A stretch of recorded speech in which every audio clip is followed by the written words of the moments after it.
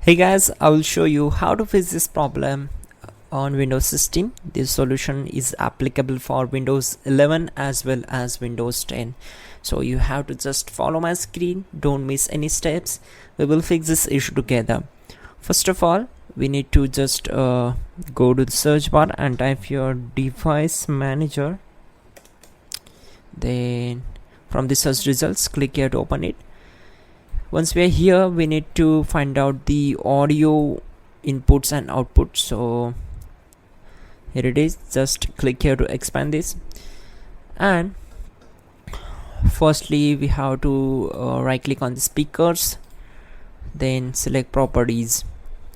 Here we will get the two options, the drivers, and go to the update driver. Now make sure you are connected with your internet connection. If not, you can choose this option, browse my computer for drivers. If you are connected, then click on the first one. Then the best drivers will be installed automatically.